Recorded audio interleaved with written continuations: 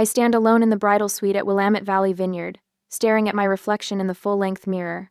My wedding dress fits perfectly, every seam and crystal exactly where it should be. The makeup artist outdid herself. My eyes look wider, my cheekbones more defined, my lips the perfect shade of rose. The white roses in my bouquet rest on the vanity, waiting. I check my phone for the 14th time in 20 minutes. No messages from Mom, nothing from Dad, not even a text from Logan.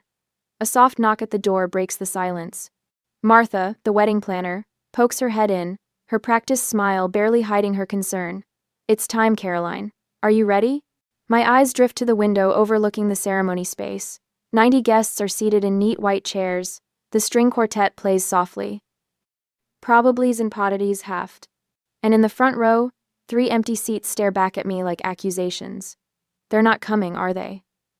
My voice trembles despite my best efforts. Martha's smile falters. "There's still time," she says, but we both know it's a lie. I take a deep breath and smooth the silk of my gown.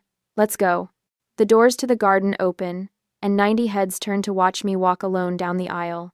I feel their sympathetic gazes like physical touches, little pats of pity that make my skin crawl. Some whisper behind cupped hands. Others offer encouraging smiles that only make the hollow feeling in my chest expand. My focus narrows to Ethan waiting at the altar, his eyes steady on mine. The love radiating from him is almost enough to push away the memory of my mother's voice 3 days ago. "We'll try, sweetie." Logan's firm has an event that weekend. Mom's dismissive tone had cut through the phone like she was declining a casual lunch invitation, not her only daughter's wedding. "I can pay for the flights," I'd offered, desperation clawing at my throat. "The hotel, anything. Please, Mom." In the background, Dad's voice had drifted through. "Tell her we're busy." Now, placing one foot in front of the other, I force myself to breathe. In, out. One step, another step. I will not cry. I will not give them the satisfaction, even in their absence. When I reach Ethan, he takes my hands in his. His fingers are warm, solid, real. "I'm here," he whispers, too low for anyone else to hear. "We're enough." For a moment, I'm 8 years old again, standing in our living room while Mom and Dad fuss over Logan's debate trophy. They position it carefully on the mantle, step back to admire it from different angles, take photos to send to relatives. My art contest certificate sits forgotten in a kitchen drawer.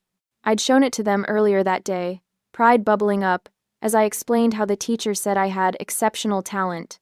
Mom had glanced at it and said, "That's nice, honey," before turning back to the dinner she was preparing. Later, Dad had ruffled my hair absently.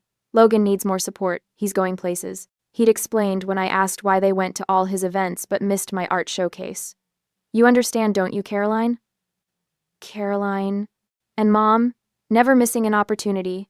"Why can't you be more like your brother? He focuses on what matters." I'd tried harder after that.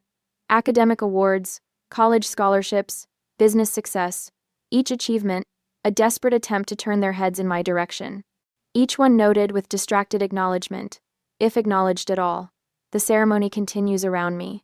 I say my vows, my voice growing stronger with each promise. I choose a future based on seeing each other clearly, I tell Ethan, the words carrying more weight than anyone, but he understands. When the officiant pronounces us husband and wife, Ethan's mother envelops me in a warm embrace. "You're one of us now, dear," she whispers, and something tight in my chest loosens just a fraction. The photographer captures us on the dance floor, Ethan twirling me under the string lights. His cousins join us, forming a circle of laughter and music. For moments at a time, I forget about the family-shaped hole in my celebration. I forget about the phone I've checked too many times. I forget about the explanations I've given to curious guests. At the reception, Sarah, my college roommate, raises her glass. "To finding the family who deserves you," she says, her eyes holding mine with fierce loyalty. A murmur of agreement ripples through the crowd. The truth of her words hits me like a physical blow. All these years, I've been invisible to the people who should have seen me most clearly. I've been chasing approval from those who never intended to give it. When the celebration quiets for a moment, I slip away to check my phone one last time. No missed calls, no messages, not even a token congratulations. Ethan finds me there, staring at the blank screen. "They missed something beautiful today," he says, wrapping an arm around my waist. I look up at him, at the man who has never once made me feel like I needed to earn his attention. I think of his family, who welcomed me without reservation. I think of friends who traveled across the country to stand beside me. I set the phone down. Their choice, I say, feeling lighter than I have in years, not my burden. And for the first time, I almost believe it. 2 years later, I leaned back in my ergonomic chair, staring at the notification on my computer screen. Acquisition of Crescent Motion Studio, finalized at $21 million. 2 years of negotiation, 5 years of building from scratch, and now validation in the form of 8 figures. My office door bursts open as my team floods in with bottles of champagne and plastic flutes. To Caroline. Jen, my creative director, raises her glass. The woman who built something from nothing while certain people weren't looking. I smile, clinking glasses with the 12 people who actually showed up for me, unlike my family. We're celebrating when my phone buzzes. A notification from Instagram: Logan posting about his twins' private school fundraiser. I shouldn't look. I do anyway. There they are. Mom and Dad flanking Logan and his wife Hannah, their identical daughters in matching plaid uniforms. The caption reads, "Family tradition continues. 3rd generation at Westridge Academy." Dad's arm is draped around Logan's shoulder, Mom beaming at her granddaughters. I swipe through more photos. Logan's family vacation to Hawaii last month. The holiday gathering I wasn't invited to. Dad's retirement party. In each one, they look like the perfect American family minus one daughter. What's more telling than the photos is what they represent. The vacation rental in Maui costs at least $5,000 per week. Westridge Academy runs $30,000 per year per child. Logan's house in the background of several shots sits in a neighborhood where nothing sells for under $2 million. All funded by my parents' retirement savings and family investments, according to the gossip from distant cousins who occasionally remember I exist. Caroline? Jen touches my arm. We lost you for a minute. I lock my phone screen. Just checking messages. Where were we? The celebration continues around me, but I'm mentally calculating. Logan's law firm is moderately successful, but nowhere near the level that would support his lifestyle. My parents have been quietly propping him up for years, depleting their retirement to maintain his image. Meanwhile, my $21 million acquisition doesn't warrant so much as a text message. After the team leaves, I scroll through my parents' social media. Hundreds of posts about Logan's accomplishments, the twins' milestones, family gatherings. My existence is limited to a single birthday wish last year, a generic, "Happy birthday, Caroline," without even a photo. I close my laptop and make a decision.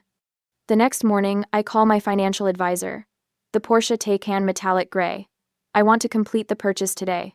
3 hours later, I'm signing paperwork for a $135,000 car. It's extravagant, unnecessary, and exactly what I want. Not because I need my family's approval, but because I never needed their money. Back home, I take a single photo of the car in my driveway, the afternoon sun gleaming off its metallic finish. I post it to Instagram with a simple caption, "Dreams realized." For 3 days, nothing. Then on Wednesday afternoon, my phone lights up with a name I haven't seen in 5 years, Mom calling. My stomach tightens as I answer. "Hello?" Caroline. Mom's voice carries that particular blend of authority and urgency she reserves for family crises. "We need to talk. Family meeting tomorrow." "Family meeting?" I repeat, hearing the disbelief in my voice. "After 5 years of silence, you're calling about a family meeting?" "This is important." She pauses, and I hear Dad's voice in the background. "Tell her it's important," he says, as though I can't hear him. "What's important?" I ask. My wedding wasn't important. My business wasn't important. What exactly matters now? Mom's voice tightens. "It's complicated. Financial issues. We need to discuss it as a family." Of course. They saw the car. They know about the acquisition. Now suddenly, I'm family again.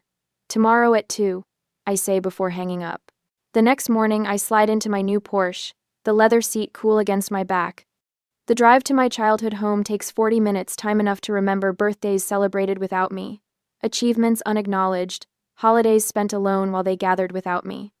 I park in the circular driveway, my metallic gray Porsche looking starkly modern against their traditional colonial. For a moment, I sit there, hands gripping the steering wheel. The last time I stood on that porch was 6 years ago. when I'd announced my engagement to Ethan. Mom had nodded politely while Dad checked his watch repeatedly, clearly waiting for me to leave. They've never needed me before. Why now? My phone buzzes with a text from Ethan. "Remember who you are. Call me if you need extraction." I smile despite myself. Another notification appears, an email from Naomi Blake, the investor who believed in Crescent Motion when no one else would. "Your worth isn't measured by those who couldn't see it." A final alert. My assistant confirming tomorrow's meetings. Don't let them take too much time. You have the production review at 4. Come on her. I take a deep breath, remembering my therapist's words from last week's session. Boundaries aren't punishments, they're protection. I straighten my shoulders and step out of the car. Before I can knock, the front door swings open. Mom and Dad stand there, their expressions shifting from annoyance to shock as they take in the Porsche behind me. "You've done well for yourself," Dad says. Not hello. Not, "I've missed you." Just an assessment of my financial worth. "Yes," I reply simply. No hugs, no warmth. They lead me to the dining room table where Logan and Hannah already sit, their faces a study in calculated concern. "Caroline." Logan nods, as though we spoke last week instead of 5 years ago. "Let's get straight to business," Dad says, pulling out financial folders. I remain standing, my purse strapped tight in my grip, the only outward sign of the turmoil beneath my calm exterior. "No. First, I'd like to know why I'm suddenly important enough to include in family discussions after being excluded from everything else for years." Mom and Dad exchange glances. Logan shifts uncomfortably. "We can discuss that later," Mom says, her voice slipping into the dismissive tone I know too well. "We have more pressing matters now." "I'm not in a rush," I reply, still standing. "And I'm not interested in being convenient family only when you need something." For the first time in my adult life, I see uncertainty flicker across my father's face. In this moment, I understand they need me now. And for once, I have the power to decide what happens next. The dining room of my childhood home feels smaller than I remember. Richard sits at the head of the table, hands folded like he's presiding over a board meeting rather than a family crisis. Elaine perches beside him, her posture perfect despite the worry lines creasing her forehead. Across from me, Logan slumps in his chair, his designer shirt wrinkled at the cuffs. Hannah sits beside him, a leather photo album open on her lap. "It's foreclosure, Caroline." Richard's voice is firm, but carries an unfamiliar tremor. Logan's mortgage is 3 months behind. The twins' private school tuition is unpaid for the semester. I say nothing, letting the silence stretch. 2 years of no contact, and this is what brings us together. You need to help your brother. Richard slides a document across the polished oak table. Loan paperwork, already filled out. The presumption steals my breath. "Think about your niece and nephew." Elaine's voice catches, a practiced hitch that once would have sent me scrambling to please her. "They're just children. They shouldn't suffer because of financial difficulties." Logan leans forward, eyes narrowed. "We're family, that's what family does. When one of us succeeds, we help the others." Hannah flips the album open wider, pushing it toward me. "They ask about Aunt Caroline all the time." She points to photos of children I barely recognize, their faces shining at a birthday party I wasn't invited to attend. "Maddie wants to know why you never visit." Richard clears his throat. "We've done everything we could. Our retirement fund is." He trails off, exchanging a look with Elaine. "We've been supporting them as best we can." The implication hangs in the air between us. My success means I owe them. My independence is selfish in the face of family need. I close the photo album and slide it back across the table. "Where were you at my wedding?" The question falls from my lips with surprising calm. Logan blinks. "What?" "My wedding. 2 years ago. Where were you?" Elaine's hand flutters to her throat. "We were busy. Logan had that event with his firm."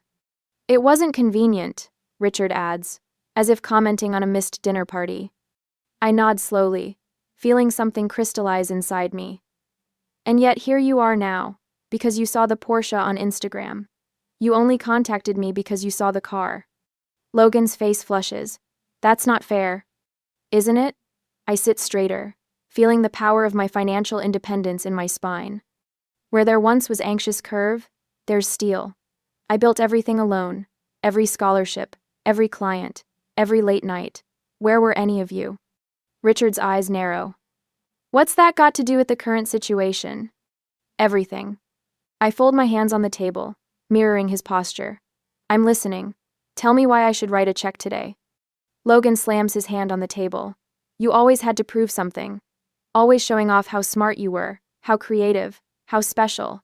Some of us were just trying to live normal lives. Richard's hand settles on Logan's shoulder. Your brother had more potential. We had to nurture that. You were always so independent. We're still your parents, Elaine whispers, tears gathering in her eyes. Despite everything, you were parents in title only. My voice remains steady, surprising even myself. You missed my high school graduation. You missed my college scholarship ceremony. You missed the launch of my company. You missed my wedding. I tapped the table with each missed milestone. You missed my life. And now you want to share in what that life has built. Caroline, Richard starts. You didn't build this success. I continue. You don't get to share it. My phone vibrates in my pocket. I glance down to see Ethan's message. You okay? Meeting running long. In our asso. The sight of his name brings back Naomi Blake's words when she invested in my startup.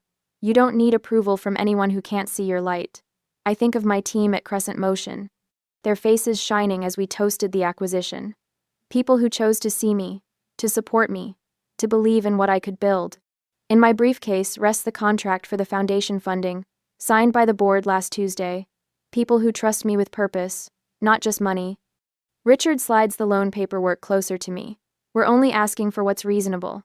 Family helps family. The interest rate is quite fair, Elaine adds, as if offering a favor. Logan's smirk returns, confident now. Blood is thicker than water, Caro. I stand slowly, deliberately. The motion draws their eyes, their bodies leaning forward expectantly. I reach for my briefcase and set it on the table with a soft thud. I've made a different decision, I say. Logan's eyes fix on my hands as I unlatch the briefcase. Richard shifts forward in his chair. Elaine's fingers twist the napkin in her lap. Instead of a checkbook, I withdraw a single document and place it on the table. This is the announcement for the Rivera Media Scholarship Foundation. $16 million to create opportunities for young women in digital media arts. I smooth the paper with my fingertips. The press release goes out tomorrow morning. 16 million? Logan chokes out the number. Named after Miss Rivera, my high school media arts teacher. The woman who attended my gallery showings when my family was too busy. The money is legally protected in a foundation trust. The board approved the allocation last week. Silence falls like concrete across the table. I'm helping girls who never got the applause I didn't get, I say, gathering my belongings. That's what family means to me. Logan's face contorts, veins standing out on his forehead. You're wasting it on strangers. On nobody girls who deserve better than what I got. I snap my briefcase closed. Girls who need someone to see them, to invest in them. My parents sit stunned, staring at the paper that represents millions they'll never touch. I pick up my phone, turning the screen toward them. A recording app displays an active timer, 36 to 14 and counting. I've also documented every manipulative message from today. I say quietly. Every threat, every demand, every guilt trip. Just in case anyone gets creative with legal claims against the foundation. I walk toward the door, my footsteps echoing in the silence. Behind me, I hear Logan's chair scrape back violently. You can't just leave. His voice cracks. We need that money. I pause at the threshold, not turning back. No, Logan. What you needed was to show up. At my graduation, at my company launch, at my wedding. I place my hand on the doorknob. But that opportunity has passed. The door closes behind me with a soft click that sounds like freedom. The Porsche purrs beneath me as I drive away from my childhood home, my knuckles no longer white on the steering wheel. The further I get, the steadier my hands become. I press the call button on my dashboard. It's done, I tell Ethan when he answers. They showed exactly who they are. 3. How bad was it? His voice fills the car, concern wrapped around each word. Exactly what we expected. I take a deep breath, feeling lighter than I have in hours. Logan lost his mind when I showed him the foundation paperwork. Dad tried to salvage the situation, but Mom just kept crying about family obligation. Are you okay? A fair question. I glance at myself in the rearview mirror, surprised to find no tears, no flush of embarrassment, only a clear-eyed woman looking back. I'm better than okay. For the first time, I saw them clearly, without hoping for something different. I'm proud of you, Ethan says. Remember, Foundation Board meeting at 9 tomorrow morning. Everything's ready for the press announcement. The timing had been deliberate. Establish the foundation legally, before any family confrontation. Schedule the announcement before they could regroup. No emotional pleas, just legal structures they couldn't penetrate. The Rivera Media Scholarship would be my legacy, not a family drama. I'll be ready, I promise before ending the call. The first message comes at 11:47 p.m. By midnight, my phone buzzes continuously with family emergency texts. I silence it and place it face down on my nightstand. The house is quiet except for Ethan's steady breathing beside me. I don't need to read their messages to know what they contain. Morning brings 6 voicemails from my mother, the progression evident in her tone from weepy pleas about family unity to sharp accusations of betrayal, culminating in threats about what people will think of a daughter abandoning her family in their time of need. You've dealt with worse? I tell myself as I apply mascara, the morning routine grounding me. My navy suit, the one I wore when signing the acquisition papers, hangs ready on the closet door. Ethan hands me coffee in my favorite mug. Logan's been calling business associates, he says, scrolling through his phone. And your dad tried reaching my uncle. Predictable. I take a sip, the coffee bitter but fortifying. They're moving faster than I expected, but not more cleverly. The Foundation Board meeting goes smoothly. 12 accomplished women from media and finance, all personally vetted, all committed to supporting young female artists. The press release is approved unanimously. Launch details finalized. The first scholarship recipient will be selected in 6 months.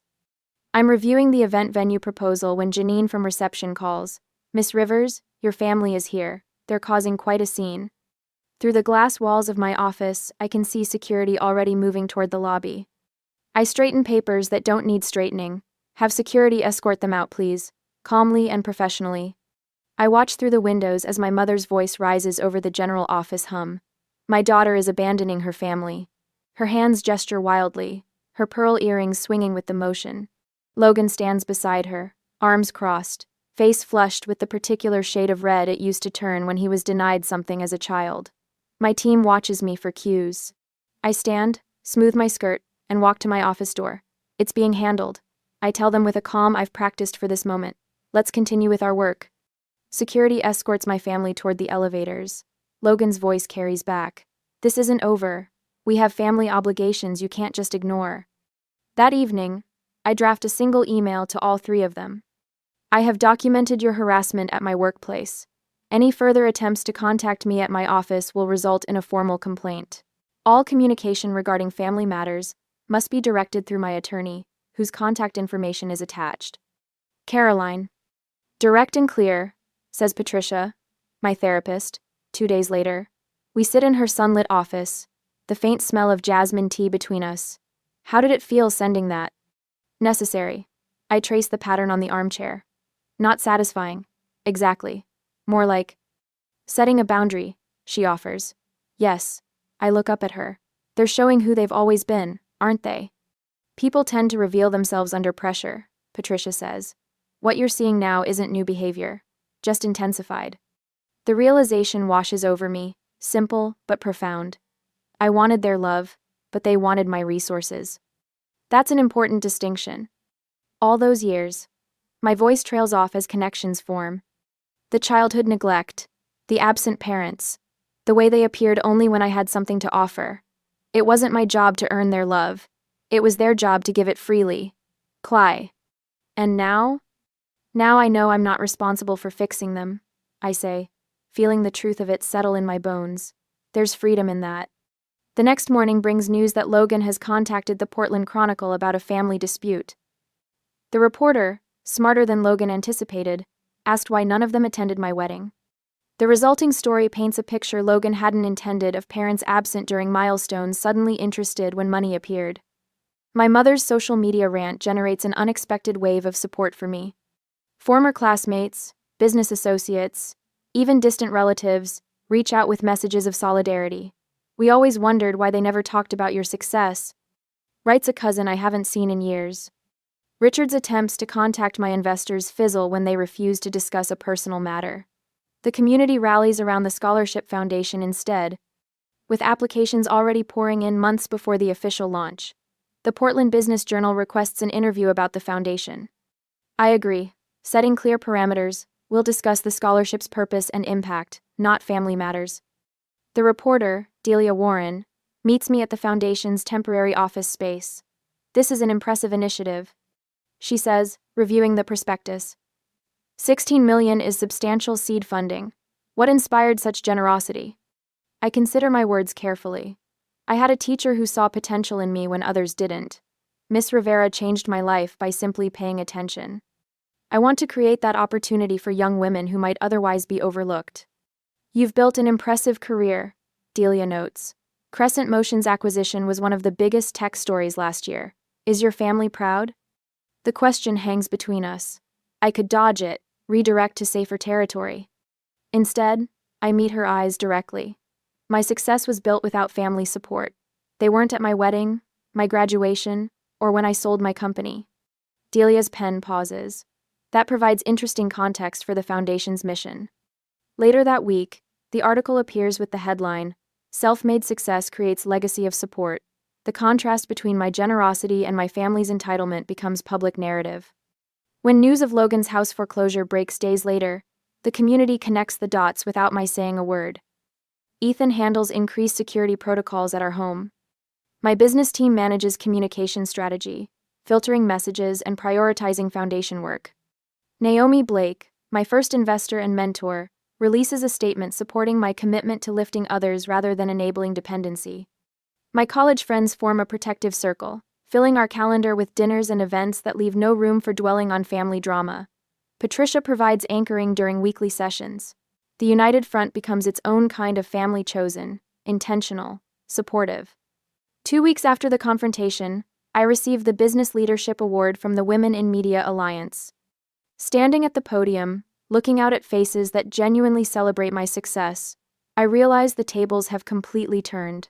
My parents' retirement plans are now delayed indefinitely. Hannah's social position in her precious country club circles has eroded with their financial collapse. Logan's twins will transfer to public school next semester. Meanwhile, the foundation thrives, generating positive coverage that spreads beyond Portland. The story resonates not because I sought revenge, but because I chose to transform pain into purpose. The scholarship committee has selected 3 finalists for the first award. Janine tells me, placing the portfolios on my desk, they'd like your input by Friday. I open the first file and begin reviewing the work of a young woman whose teacher noticed her talent when no one else did. The circle completes itself, healing through action rather than looking backward. Family defined by what it does, not what it claims to be. For the first time in my life, I feel truly seen. In weeks to follow, I deleted the 4th voicemail from Aunt Meredith without listening past her plea of, "Everyone misses you, Caroline." The Thanksgiving invitation sits in my email inbox. Its subject line, "Family needs to be together," a transparent attempt at manipulation. My phone chimes with a text from my cousin Drew. "I don't understand this rift between you and Uncle Richard. Can't you just talk to them?" Of course he doesn't understand. He wasn't at my empty wedding. He didn't witness 20 years of invisibility. A letter arrived yesterday from Mom, the elegant handwriting unmistakably hers. "We always believed in you," she wrote, as if rewriting our entire history. The envelope sits half-burned in my fireplace, its edges curled and blackened like the lies it contains. "Dad called my office directly last week. We need to clear the air," he said, his voice lacking any acknowledgement of what they'd done. My assistant, following strict instructions, told him I was unavailable, permanently. The final straw comes when Logan sends the twins to my office with handmade cards. "We miss Aunt Caroline," written in childish handwriting I know isn't theirs. The manipulation is so transparent it makes my stomach turn. They're using every emotional lever they can find, Ethan observes that evening, examining the cards on our kitchen counter. They're desperate. I flip through the week's collection of attempts, but they still haven't actually apologized. The family attorney calls next, his voice professionally neutral. "There are moral obligations to consider, Caroline. Family ties carry certain responsibilities." The implication is clear. I'm the villain in their story. the heartless daughter who abandoned her struggling family. Pastor Wilson from the church I stopped attending years ago leaves a voicemail. Your parents are deeply concerned. Perhaps we could meet to discuss reconciliation? Two childhood friends, neither of whom I've spoken to in a decade, suddenly reach out. Your parents seem so heartbroken, says one. The holidays are for forgiveness, says the other. When Logan's wife Hannah emails photos of the twins in Halloween costumes, the children ask about you constantly, I nearly throw my phone across the room.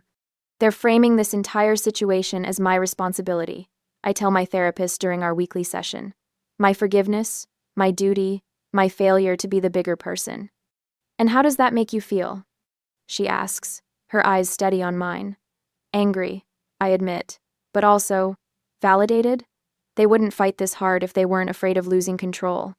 The foundation selection meeting provides an unexpected challenge. The committee recommends a scholarship for Maya Harrison, a 17-year-old filmmaker whose application video shows remarkable talent and painful familiarity. She reminds me of myself. I tell Ethan that night, quiet, determined, overlooked. I watch her interview video again. Maya's eyes hold the same wariness I see in my own wedding photos. She talks about finding her voice through filmmaking when her family couldn't hear her. What if I'm wrong to cut them off completely? The question slips out before I can stop it. Ethan sits beside me on the couch. What brought this on?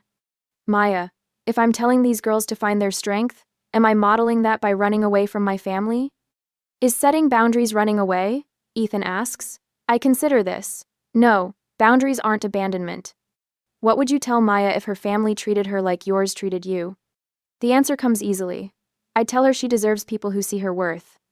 The Thursday before Thanksgiving, I host dinner at our home. The dining room table extends to accommodate everyone. Ethan beside me, Naomi across from us, my business team scattered between. Maya sits at the opposite end, her scholarship certificate framed on the sideboard behind her. Our home glows with warmth my parents' house never had. Candles flicker in silver holders, laughter rings against the ceiling. No one here needs to prove their worth to be seen. I raise my glass. To those who see us as we are. The toast echoes around the table.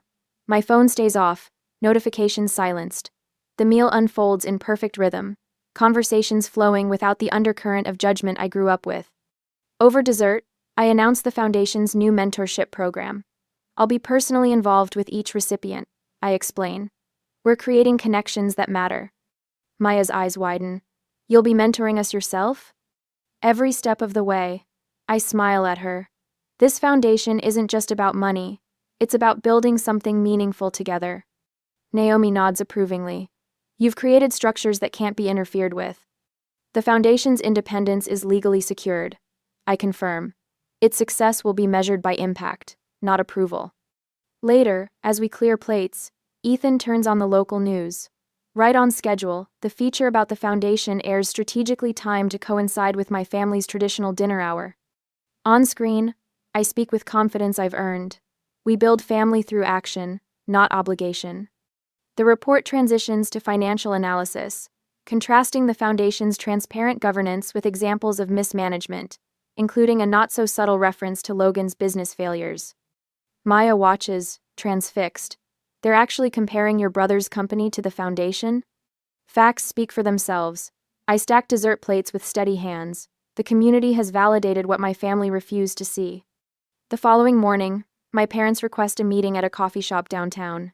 I arrive in the Porsche, the car that triggered their sudden interest after years of silence.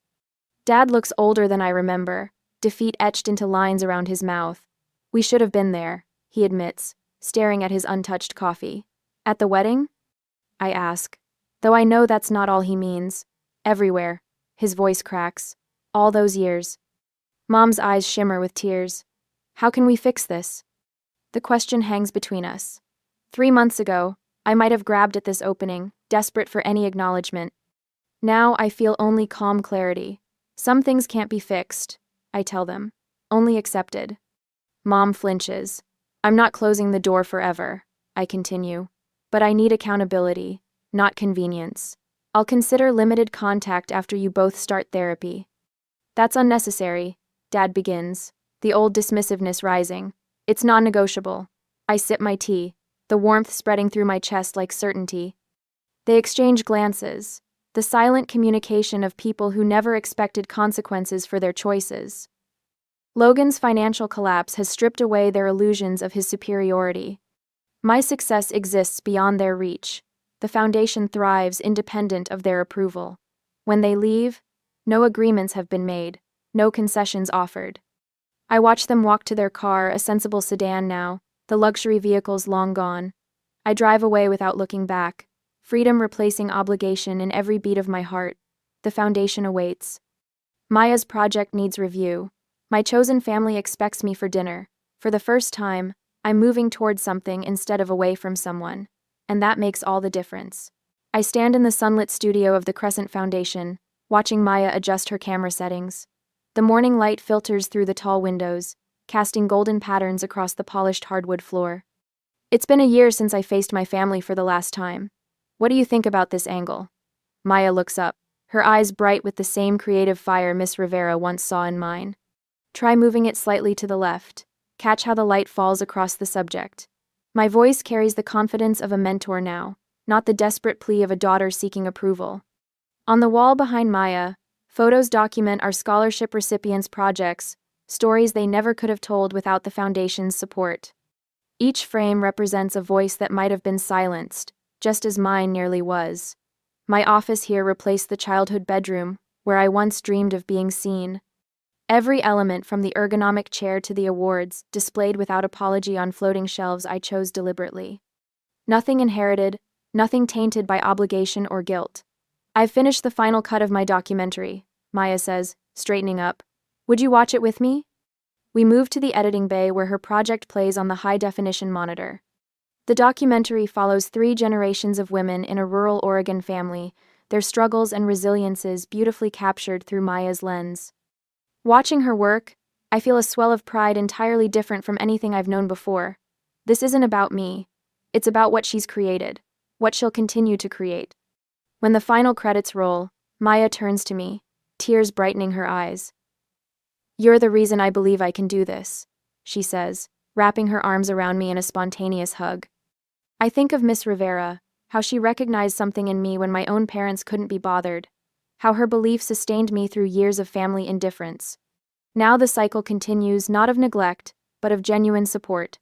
Later that week, I stand at the podium of the Portland Arts Center, accepting a Community Leadership Award. The audience applauds. A sea of faces turn toward me with appreciation, not pity. Ethan sits in the front row, beaming with unrestrained pride. There are no empty seats causing me pain tonight. No phantom family members I wish were here. Every person in this room sees me, truly sees me for who I am. Thank you, I begin, my voice steady. This journey began in invisibility and has led to impact. For years, I measured my worth by the approval I couldn't earn from people who refused to give it. I pause, let my gaze sweep across the room. Now I measure it by what we build together. The standing ovation washes over me like a cleansing wave. My therapist calls it post-traumatic growth, this strange peace I've found after accepting that some wounds never fully heal. I maintain careful boundaries with extended family. Holiday gatherings now center around chosen family, celebrations filled with genuine joy rather than dread. Ethan and I have established our own traditions. Naomi's retirement party at the foundation last month brought together the circles of support that lifted me when blood ties failed. The emergency fund for students facing financial hardship, my latest project, ensures that talent isn't crushed by circumstance. I understand now what these young women need because I lived without it: unconditional belief in their potential. Driving home through Portland in my Porsche, I pass the coffee shop where I once edited videos on a borrowed laptop. Through the window, I catch a glimpse of my parents walking on the sidewalk. Our eyes meet briefly. I don't stop. There's no pain in this moment, only peaceful acknowledgement. They taught me what love isn't. Ethan and my work taught me what it is. Tomorrow, Maya sets up for her next project. I'll be there, camera in hand, showing her techniques I've mastered over years of making myself visible. Family isn't who raises you, it's who lifts you.